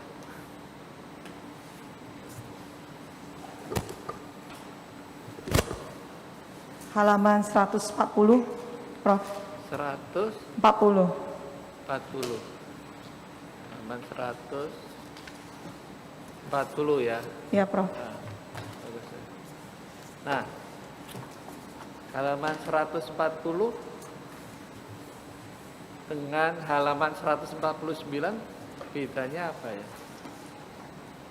Kalau halaman 140 Prof, itu mengenai uji hubungan apakah mereka signifikan atau tidak signifikan. Ya. Sedangkan halaman 149 untuk menguji apakah hubungan tersebut positif atau negatif terhadap variabel yang dituju. Saya nggak paham. Yang satunya signifikan, setelah itu positif atau itu? Negatif. Hipotesis Andis kan semua positif. Hipotesisnya saya menguji apakah hubungan tersebut positif atau tidak positif. Positif toh? Iya.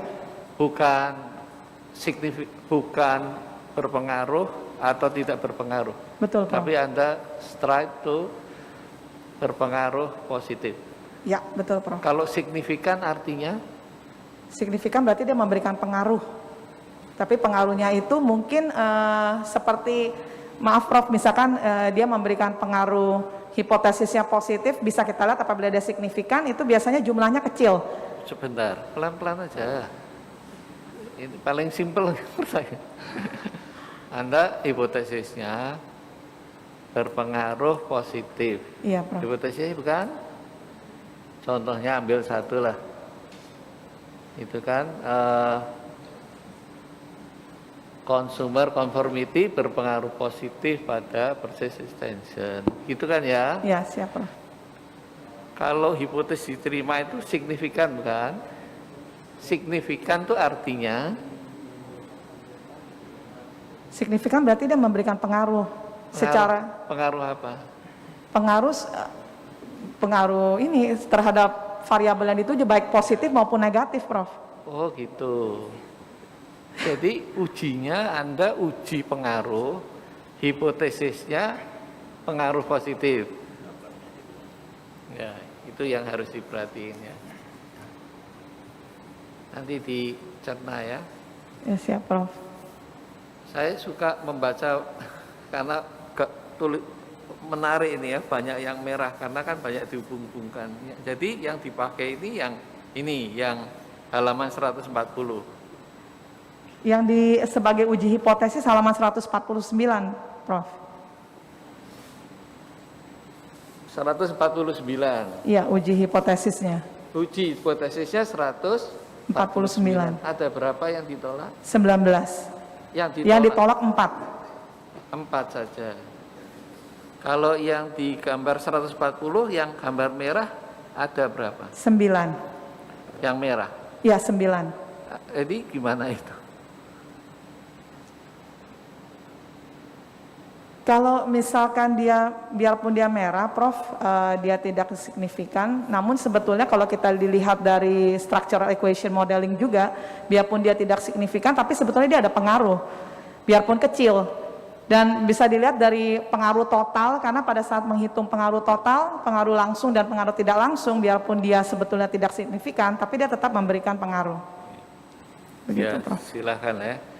Karena dengan logik itu, Anda mengklaim strategi marketing salah. Sangat-sangat hati-hati. Itu ya, nanti direnungkan. Siap, Prof. Karena saya agak bingung uji hipotesisnya, karena hipotesisnya menentukan kan ya, menguji hipotesis positif, berpengaruh positif dengan berpengaruh saja itu berbeda. Siap, Prof. Berbeda ya.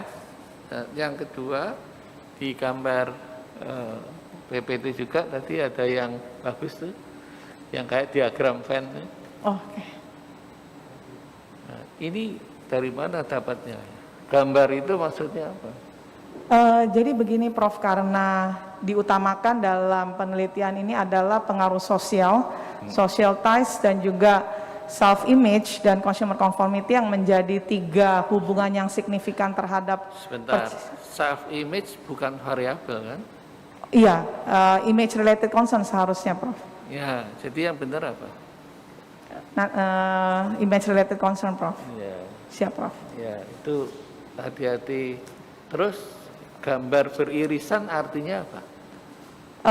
Bahwa image related concern ini sebetulnya sebagian dari mereka apabila sudah mendapatkan informasi yang cukup, mereka akan melakukan informational conformity, dan apabila tidak pun di sisi sebelah kiri yang tidak beririsan, mereka akan tetap melakukan purchase intention apabila sudah sesuai dengan image diri yang mereka anggap tepat. Oke, mungkin gambarnya berhati-hati karena 2 variabel yang berhubungan, berpengaruh, itu harus saling lepas. Oke. Kalau beririsan begitu, berarti dia tidak independen satu sama lain. Oke. Nggak boleh diuji. Siap, Prof. Ya, saya yakin maksudnya benar, cuma nanti orang matematiknya bingung, Siap, diadu Prof. sama orang statistik, gara-gara Anda orang manajemen gitu ya. Baik, Prof. Baik, tapi baik sekali ya hasilnya. Makasih, Prof. Nanti dilihat lagi dengan sama. Baik. Siap. Baik, para hadirin yang sangat saya hormati, pertanyaan dan sanggahan sudah selesai. Tim promotor dan penguji memerlukan waktu kira-kira 10-15 menit untuk menentukan hasil, maka sidang diskors. Kepada Promovenda dan hadirin dipersilakan meninggalkan ruangan ujian.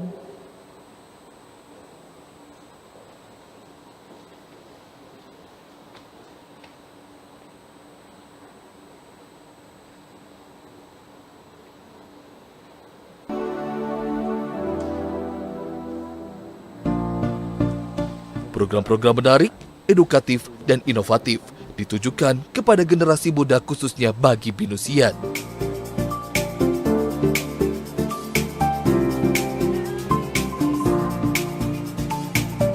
Untuk menyaksikan program-program kami, Anda dapat mengaksesnya di www.binus.tv.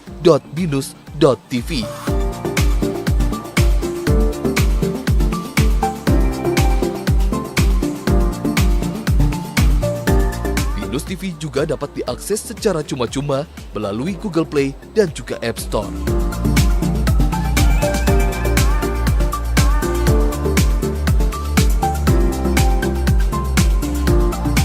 Binus TV dimotori oleh kerabat kerja yang muda, mau belajar, dan kreatif yang bermula dari Binus TV Club.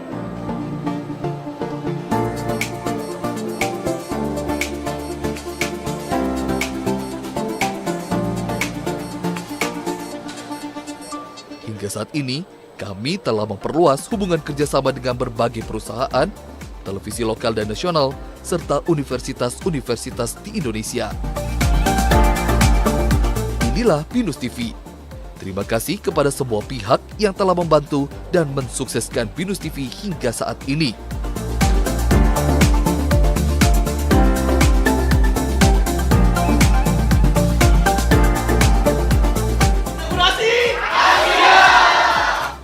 Tetap saksikan Binus TV di www.binus.tv.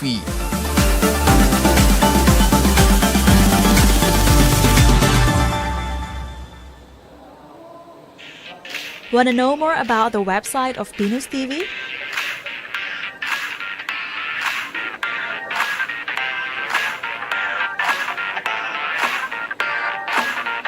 Kindly visit our website to watch our streaming, check out our latest news, and play our videos. There are several tabs on the main menu section, from news program, presenter schedule, to gallery. Stream our live broadcast with programs according to the schedule. Search our videos of our programs based on various topics available. You can search by most popular and newest video too. News and Events provides the latest and up-to-date information. Get your events covered by submitting your request to Media Partner page. Check out our daily program schedule.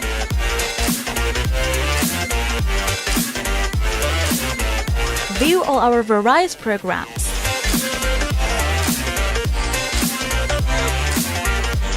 Watch our web series and in-house programs through videos.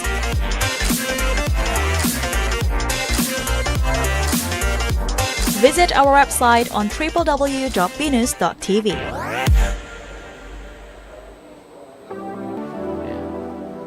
Oke.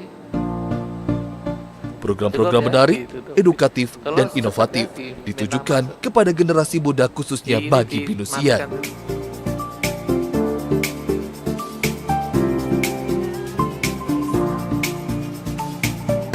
Untuk menyaksikan program-program kami, Anda dapat mengaksesnya di www.binus.tv.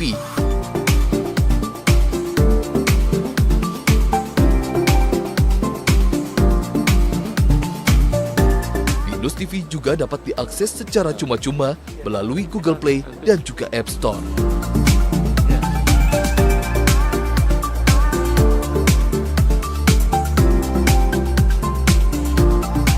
Binus TV dimotori oleh kerabat kerja yang muda, mau belajar, dan kreatif yang bermula dari Binus TV Club.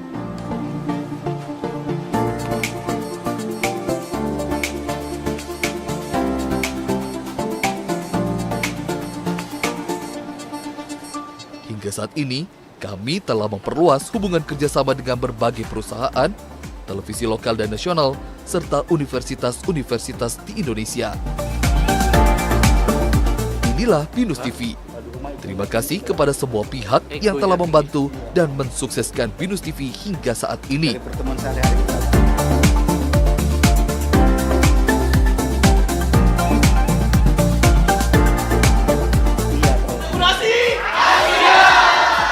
Tetap saksikan Binus TV di www.binus.tv.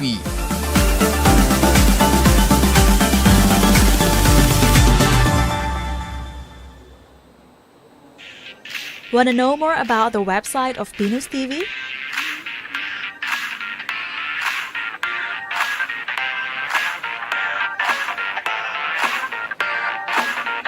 Kindly visit our website to watch our streaming, check out our latest news, and play our videos.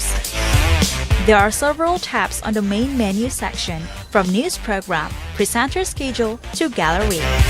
Stream our live broadcast with programs according to the schedule. Search our videos of our programs based on various topics available. You can search by most popular and newest video too. News and Events provides the latest and up-to-date information. Get your events covered by submitting your request to Media Partner page.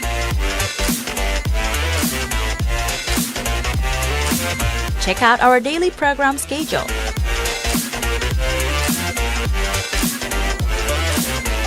View all our various programs.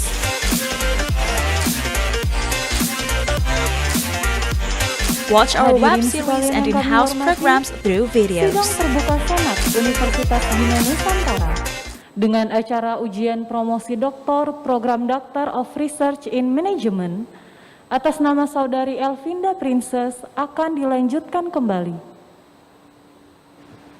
Baik, tim promotor dan tim penguji, setelah hadirnya saya hormati, sidang dibuka kembali.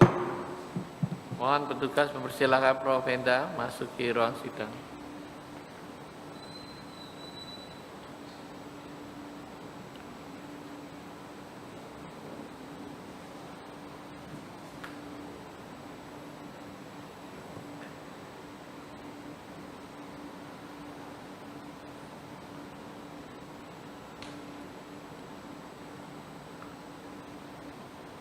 Baik, saya akan menyampaikan hasil dari sidang terbuka. Ya. Setelah mempelajari disertasi, Saudara Prof. Venda juga memperhatikan semua nilai mata kuliah, ujian proposal, seminar hasil, ujian tertutup, maka tim penguji yang pada siang hari ini memutuskan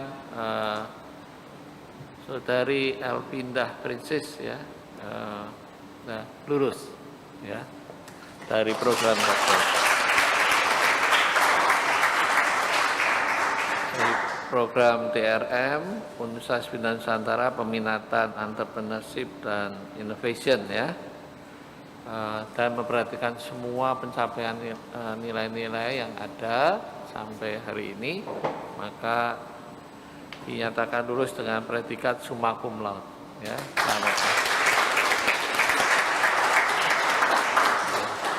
Saudara Elvinda Princess merupakan doktor ke-101 ya dari program TRM. Selamat sekali lagi, dan sebentar akan diberikan surat keterangan lulus untuk siang hari ini ya. Diberi waktu 1 bulan untuk perbaikan, silahkan kemudian diselesaikan untuk secara formal ya, mendapatkan dokumen kelulusan.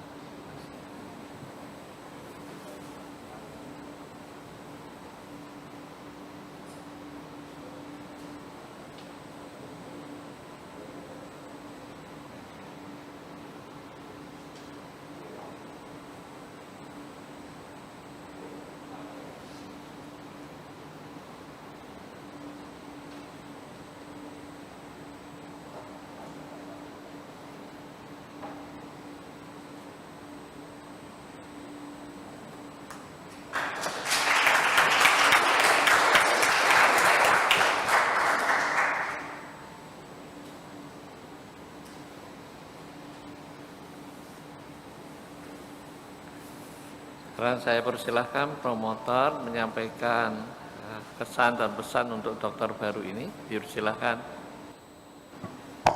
Terima kasih Pak Ketua Sidang Profesor Harjanda Prabowo,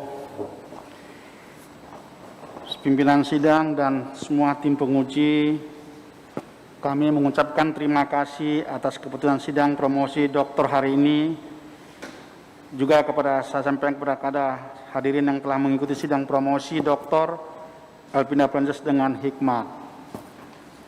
Dr. Elvinda Princess, kami merasa gembira saudara ternyatakan lulus pada sidang promosi doktor hari ini dengan predikat summa cum laude. sebuah prestasi yang cukup baik di dalam sebuah sidang doktoral. Saya baru menceritakan bagaimana saudara Elvinda ini bisa menyelesaikan disertasinya. Yang pertama, saudara Elvinda ini punya selalu keyakinannya tinggi sekali itu. Walaupun kadang-kadang sudah dibilang masih dia yakin dengan omongannya gitu loh ya. Itulah salah satu. Nah, itu yang membuat kadang-kadang bisa kita kejeblos saudara Elvinda. Kalau kita seorang dokter, kita jangan mendahului, harus humble. Itu ya, harus humble. Jangan kita merasa lebih baik dari yang pada yang lain. Bila perlu mendengar lebih banyak. Ya. Nah, bimbingan ini selalu saya sampaikan kepada Anda. Tolong humble, apa yang kau sampaikan itu belum tentu benar, harus dilihat, dibaca buku ulang gitu ya. Jadi dari sana Anda saya lihat begitu bersungguh-sungguh sehingga bisa selesai doktermu dengan waktu 2,5 tahun ya. Tuh, itu sebuah prestasi yang cukup baik juga. Nah, tetapi ada permintaan satu saya kepada Anda hari ini. Jangan gara-gara Anda sudah jadi dokter, Anda meremehkan suami. Ya, itu perlu. Ya, suami adalah tetap suami dan dia kepala keluarga. Kalau di agama Islam dia disebut imam. Di agama Kristen juga dia sebut kepala keluarga. Kau harus menghormati dia. Ya, itu sangat penting saya ucapkan karena saya sudah berteman sama kamu selama 1 tahun lebih waktu menyusun disertasi. Saya tahu wataknya Elvinda gitu ya kan. Ya, ini saudara suaminya harus juga melihat istrinya, itu loh, perlu penting itu ya. Jadi tolong diingat, keberhasilan saudara hari ini adalah saya lihat Anda yang begitu gigih.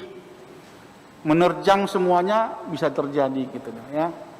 Bayangin saya minta dia merubah programnya dari Amos ke Lisrel itu dalam 1 minggu selesai sehingga ujian SHP-nya selesai karena saya sedikit kurang menarik melihat itu. Jadi dan itu satu kesungguhan yang terjadi kepada Elvinda ya, saya sangat senang. Nah, kalau kita lihat tadi Anda sambil sekolah juga ngambil S2 ketika ngambil S3 ini gitu ya, itu sebuah pekerjaan keras juga ya yang saya lihat. Jadi kami itu sangat bangga ya pada Elvinda ya, sama mahasiswa S1 dari BINUS, S3-nya dari BINUS, walaupun pergi dulu melanglang buana ke tempat lain tetapi akhirnya kembali ke BINUS karena dianggap BINUS yang terbaik gitu kan. Itu dia yang jadi S3-nya kan gitu. Jadi hari ini sejarah bagi Elvinda. Elvinda seorang dokter dari BINUS ya. Jadi ini harus dikenang. Dianggap sebagai titik tolak Anda ke depan. Bikin penelitian juga harus hati-hati ya, jangan seperti yang Anda dengarkan tadi dari Pak Rektor ya kan gitu. Itu kita sudah ingatin juga. Nah, hari ini saya ucapkan selamat kepada Elvinda, terutama kepada teman-teman promotor Prof Idris sama Pak Bram ya, sama penguji Prof Arif, Pak Asnan dan Pak Hamsal yang masuk terakhir kan gitu ya. Sebelumnya Pak Rijal gitu ya. Gitu. Jadi terima kasih ke semuanya dan terima kasih Pak Rektor yang hari ini bisa menjadi ketua sidang dan memberikan input yang bagus kepada Anda. Ini pelajaran bagus bagi kita ya. Dan hari ini kami sudah selesai, tapi masih ada yang harus bereskan, harus ketemu kita lagi. Tapi jangan lupalah kepada BINUS. Yang melahirkan Anda seorang dokter adalah BINUS, bukan universitas lain gitu ya. Jadi Anda harus ingat BINUS gitu ya. Nah, jadi Anda ingat alma mater, ingat dosen-dosen Anda, ingat yang lain gitu ya. Itu perlu Anda pahamin sebagai seorang dokter. Seorang dokter itu adalah orang yang tidak perlu banyak ngomong kadang-kadang, tapi ngomong sekali ngomong tapi sudah tepat gitu ya. Itu yang harus dilihat juga. Begitu juga tulisan kita gitu ya. Nah, enggak seringkali kita harus membuatkan sesuatu gitu. Nah, itu yang perlu saya sampaikan bagi Bapak Ibu semuanya yang hadir hari ini ya. Terima kasih ikut hadir melihat hari ini Elpinda, dan bagi BINUS yang bisa melahirkan Elpinda secara sangat-sangat dari hati yang dalam, saya bilang terima kasih. Elpinda bisa selesai 2,5 tahun dan mau penurut juga sama saya kalau diomongin gitu kan, itu buktinya dia bisa rubah dari Amos ke Lisra gitu. Sebuah contoh yang paling saya lihat dia terima. Nah, sekali lagi saya mengucapkan terima kasih kepada semua pimpinan sidang dan seluruh anggota sidang yang terhormat dan hadirin. Terima kasih, demikian Pak Rektor. Baik, terima kasih Prof. Adler. Sekarang saya persilahkan Dr. Elpinda untuk kembali ke tempat. Kita akan mendengarkan dari narasumber ahli, Bapak Jeki Mursi, yang akan menyampaikan sambutan dan pandangannya melalui tayangan video. Dipersilahkan. Bapak dan Ibu sekalian yang saya hormati, Assalamualaikum warahmatullahi wabarakatuh. Salam sejahtera bagi kita semuanya. Om Swastiastu, Namo Buddhaya, Shalom, dan salam kebajikan. Pertama-tama saya mengucapkan selamat kepada Ibu Elfinda Princess yang telah berhasil menempuh perjalanan studinya sehingga dapat menyelesaikan studi doktoralnya, meraih Doctor of Research in Management di BINUS Business School, Bina Nusantara University. Studinya menunjukkan betapa dinamisnya lingkungan bisnis yang dihadapi oleh para pemain dalam industri fashion. Perubahan lingkungan makro seperti teknologi dan sosial budaya berdampak kuat dalam kehidupan kita. Pandemi COVID-19 dalam setahun belakangan ini juga telah mendorong terjadinya akselerasi digitalisasi. Kondisi VUCA tidak tertahankan. Lingkungan makro menjadi semakin volatile, kompetitor semakin unpredictable, customer semakin tinggi kompleksitasnya, dan perusahaan mengalami kondisi ambigu dalam setiap proses pengambilan keputusannya. Riset Ibu Elfinda memberi kesan bahwa memang telah terjadi pergeseran signifikan posisi menawar ke arah pelanggan yang memaksa para pelaku bisnis menjadi semakin customer-centric. Semakin tidak mudah memengaruhi purchase intention para pelanggan. Pelanggan semakin terinformasi, terberdayakan, sulit dipuaskan, dan semakin tidak loyal. Keputusan mereka juga dipengaruhi kuatnya faktor sosial serta semakin tingginya konektivitas berbasis digital di antara mereka. Penelitian ini juga melibatkan responden dengan rentang umur yang lebar yang merupakan salah satu tantangan di era digital ini, yaitu fenomena generation gap yang juga memicu terjadinya digital divide. Penelitian ini sangat relevan karena sejalan dengan pentingnya orientasi perusahaan yang semakin data-driven untuk memahami anxieties dan desires para pelanggan. Data dinamis ini tidak hanya bersifat deskriptif, namun prediktif dan bahkan preskriptif. Para pelaku bisnis harus paham dan meninjau ulang kembali sebaik apa orientasi pasar perusahaannya dan sekuat apa orientasi digitalisasinya.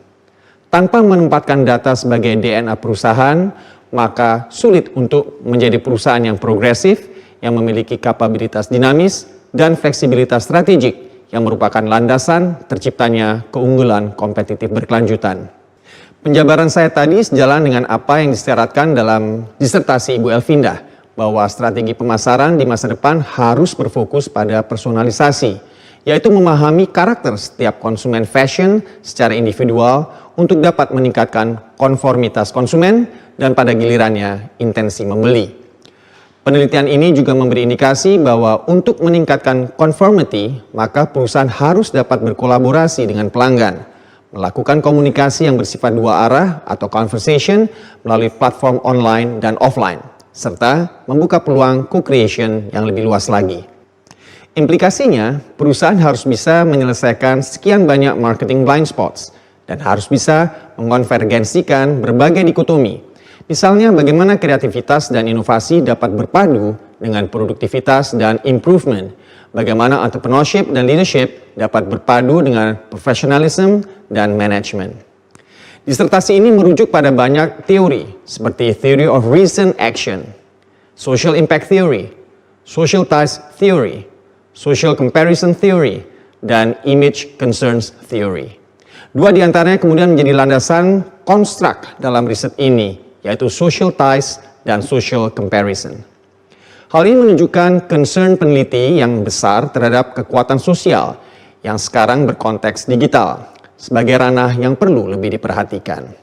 Di bagian akhir disertasi juga dijelaskan, dikemukakan bahwa industri fashion harus bisa memahami bagaimana ketika entitasnya terekspos dengan lingkungan sosial dan bagaimana mereka harus bereaksi terhadap berbagai faktor-faktor eksternal yang pada gilirannya memengaruhi purchase intention yang menempatkan pelanggan sebagai pusat gravitasinya. Perusahaan harus bisa melakukan engagement dengan pelanggan secara personal dan kontekstual, mengacu pada profil sejumlah segmen dan pada gilirannya menciptakan personalized sense and response experience serta suatu interaksi antar manusia berbasis teknologi. Inilah landasan penting untuk membentuk perusahaan yang progresif, produktif, sekaligus kompetitif, yang bisa bertahan dan menjadi pemain utama dalam perjalanannya menuju tahun 2030 mendatang. Demikian yang dapat saya sampaikan, dan sekali lagi selamat kepada Ibu Elvinda Princess, dan saya juga mengucapkan selamat kepada para promotor yang sangat luar biasa, yaitu yang saya hormati Profesor Dr. Adler Haimans Manurung, MEMkom, Profesor Idris Gotamaso, SESkom MM PhD, dan Dr. Sri Bramantoro Abdinagoro yang telah mengawal perjalanan intelektual Ibu Elvinda sehingga bisa menyajikan komposisi disertasi yang indah namun sekaligus penting dan relevan pesan-pesannya. Lebih kurangnya saya Jeki Musri mohon maaf dan terima kasih atas kesempatan terhormat yang telah diberikan kepada saya. Wassalamualaikum warahmatullahi wabarakatuh. Om Santi Santi Santi Om. Untuk narasumber ahli, Bapak Jeki Mursi. Nah, sekarang saya persilahkan dokter baru, Dr. Elvinda Princess ya. Kalau ingin menyampaikan ungkapan rasa syukur berkenaan dengan selesainya studi. Dipersilahkan. Terima kasih, Prof. Pertama-tama saya ingin mengucapkan terima kasih kepada Tuhan Yesus yang sudah memampukan saya bisa hari ini hadir dalam keadaan sehat dan dapat menyelesaikan disertasi ini dengan baik. Dan juga kepada kedua orang tua saya yang sudah lama tiada, saya yakin doanya tetap ada untuk saya dan juga kepada seluruh keluarga saya, terutama suami dan anak saya dan juga ketiga kakak saya. Oke, dan penghargaan yang setinggi-tingginya saya ucapkan kepada tim promotor saya sebetulnya, Prof. Adler Haimans Manurung yang begitu luar biasa memberikan pengetahuan-pengetahuan yang sangat membantu saya menyelesaikan disertasi ini. Prof. Adler sangat tegas namun sangat memberikan saya banyak pelajaran mengenai bagaimanakah seharusnya lulus bukan hanya nilai akademis saja namun juga dalam nilai moral. Terima kasih Prof. Adler.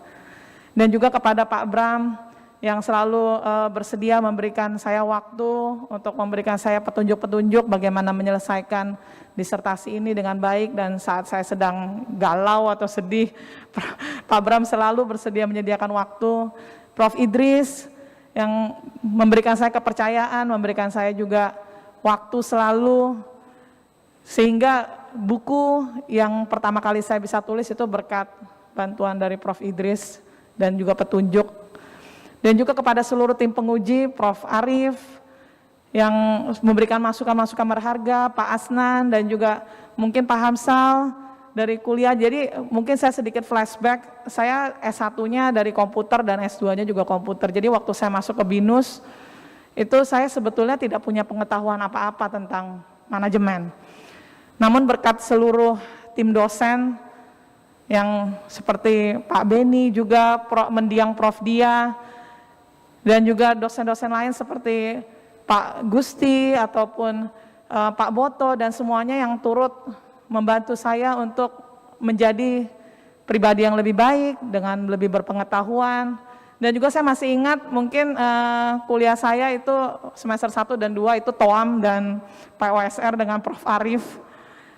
Benar-benar memberikan saya ilmu manajemen yang paling mendasari dari keseluruhan disertasi saya. Terima kasih untuk seluruh bantuan dari tim promotor dan tim penguji. Sebetulnya kalau saya boleh bilang jujur, saya tidak pernah merasa bahwa tim penguji itu sebetulnya penguji, karena saya lebih berasa seperti promotor begitu, karena mereka semuanya sangat luar biasa baik dan mendukung, memberikan masukan-masukan berharga, dan menurut saya itu sangat membantu supaya disertasi ini menjadi baik. Jadi kalau disertasi ini dikatakan baik, sebetulnya ini disertasi bukan hasil saya sendiri, ini disertasi merupakan hasil seluruh pikiran dari tim promotor, tim penguji, dan juga seluruh dosen-dosen yang ada di BINUS. Sekali lagi terima kasih. Dan juga kepada seluruh rekan-rekan dari teman sekolah saya, Leni yang sudah mewakili teman-teman sekolah saya, dan juga Serwi, Miss Joyce, Sir Yo yang sudah mewakili dari staff dan Westin, sekolah Westin, juga teman-teman BINUS DRM, dan juga dari alumni Christopher, terima kasih sudah hadir, dan penghargaan tinggi-tingginya saya ucapkan sekali lagi kepada seluruh tim promotor dan tim penguji, dan kepada Ketua Sidang Prof. Har. Saya merasa bahwa perjalanan ini bukanlah sebetulnya akhir. Perjalanan ini adalah awal bagi saya, karena saya yakin banyak sekali hal-hal yang bisa saya lakukan untuk lebih memajukan pendidikan, dan saya akan sangat menerima dan pesan-pesan dari Prof. Adler tadi akan selalu saya patrikan di dalam hati saya dan akan saya laksanakan. Sekali lagi terima kasih, sekian. Baik. Terima kasih ya, selamat untuk sekali lagi ya, Dr. Elvindah Prinses ya. Sebagai dokter dari BINUS, saya satu pesan untuk menjaga integritas. Jaga apapun, tanpa integritas kita tidak ada artinya. Ya, silahkan dipahami itu. Baik, atas nama seluruh pimpinan dan Yayasan Universitas Bina Nusantara serta pengelola dan dosen dari DRM, saya ucapkan selamat kepada Dr. Elvindah Prinses ya atas gelar yang diperoleh, dan untuk keluarganya ya selamat, dan dengan mengucapkan syukur kepada Tuhan Yang Maha Esa, dan terima kasih sekali lagi atas kontribusi luar biasa dari tim promotor, tim penguji. Maka sidang dinyatakan selesai dan ditutup. Selanjutnya dipersilahkan Dr. Elvindah untuk berdiri di depannya. Ini mau ucapan selamat. Dr. Elvindah Prinses, kami persilakan berfoto bersama dengan Komisi Pembimbing dan Dewan Penguji.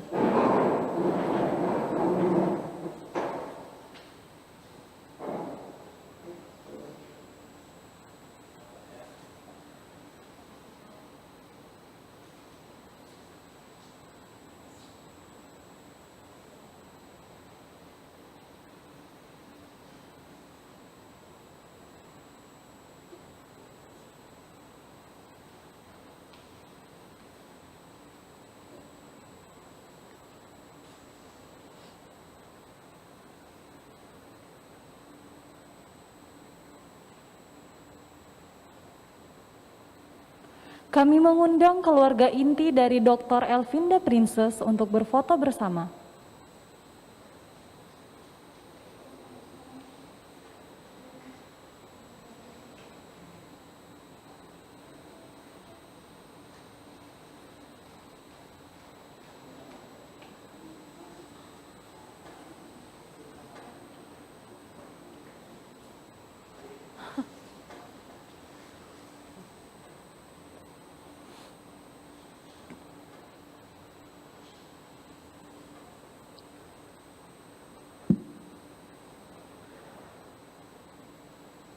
Hadirin dipersilakan untuk menyampaikan ucapan selamat kepada Dr. Elvindah Prinses dan keluarga. Dengan demikian, sidang terbuka Senat Universitas Bina Nusantara dengan acara ujian promosi doktor program DRM telah selesai. Kami menghimbau kepada Bapak Ibu setelah memberikan ucapan selamat kepada Dr. Elvindah Prinses, dimohon untuk dapat segera meninggalkan ruang ujian karena ruangan akan disterilkan kembali. Terima kasih banyak atas kehadiran Bapak dan Ibu semua. Dan akhir kata kami ucapkan selamat siang. Dan Ibu semua.